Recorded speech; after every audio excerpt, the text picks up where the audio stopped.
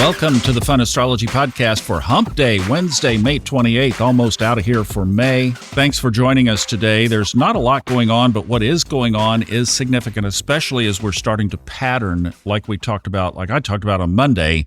And then if you take everything on Monday, everything from the weekly video that was released over the weekend on the YouTube channel, and then everything Kristin talked about yesterday, you bring that to the crescendo. Today, the moon leaves Gemini, where, of course, it was the new moon on Monday. And at 1:30 this afternoon Eastern, it moves into Cancer. Now, typically, you might think, oh, okay, Cancer moon, good. It moves into its own sign. There's the emotion, there's the mothering, there's the nurturing, there's the intuition that comes with the moon in Cancer. However, the new dynamic that is fully entrenched and in place and is the drumbeat now of astrology for years, for 6 years coming up, is that we have to look at how does that point interact with the Great Pyramid, with Aries, Gemini, and Aquarius. Well, Cancer is in a direct square with Aries, the 0 point, the world point. The big bang point of astrology, as someone said. It's the beginning. It's the boom, let's get this thing started and get it going, a new project. So there's this tension between the nurturing, emotional, intuitive moon with this other energy of transformation, revolution, shakeup, and new beginnings. To the point, and this will be interesting, we have to observe. We have to see how these things start to play out now.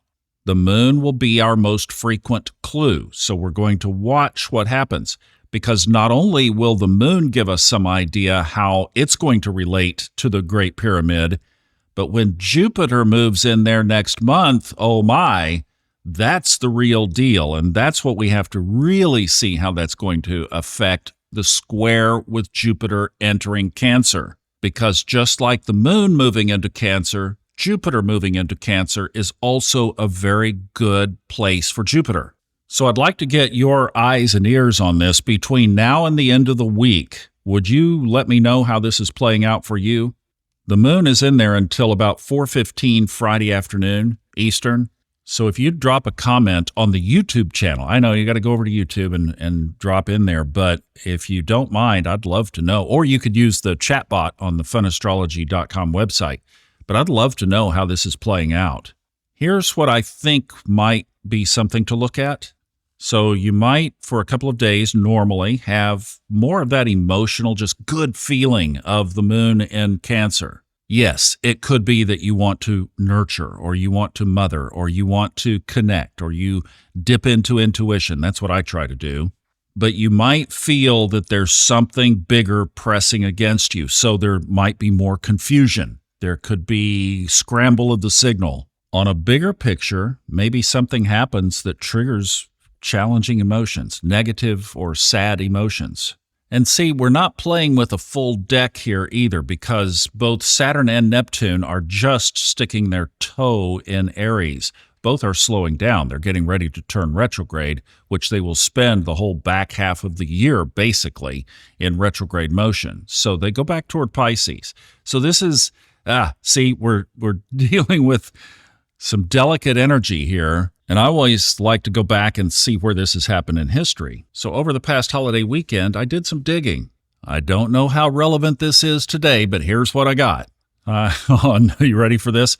Late February of the year 594 BC, Saturn and Neptune were together at the early degrees of Aries.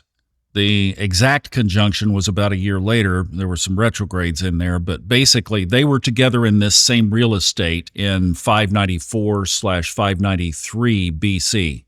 Well, this takes us back to the Bible because, for one, we had Babylon's rise under Nebuchadnezzar. That was also the time of the prophet Jeremiah. His prophecies were basically of divine judgment, political treachery from Nebuchadnezzar, national collapse, same kind of thing, this shift of identities, this shift of leadership. Meanwhile, Athens and Egypt were both in signs of reform and change, old systems collapsing, new spiritual and political orders were emerging in those areas.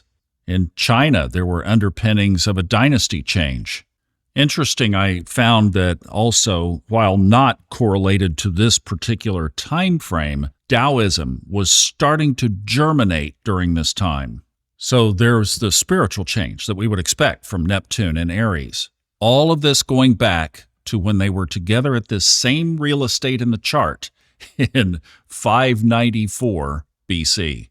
What it did not include was the Great Pyramid, because Pluto was actually in Aries. It was in the later degrees of Aries during this time. Uranus was in Aquarius, getting ready to go into Pisces, so there was no Great Pyramid. There was no Jupiter getting ready to move into Cancer. Mars was there. This gets so interesting, doesn't it? Well, let's just put our eyes on this and see what happens.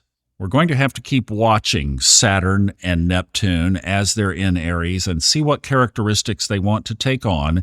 And then we'll see how this square point to Cancer plays in as well, because we have the moon there for a couple of days, and then next month we have Jupiter there for a whole year. So we'll see how it all plays out together. Thank you so much for listening. I hope you have a great hump day, sending you lots of love, and I'll see you back on TGI Friday.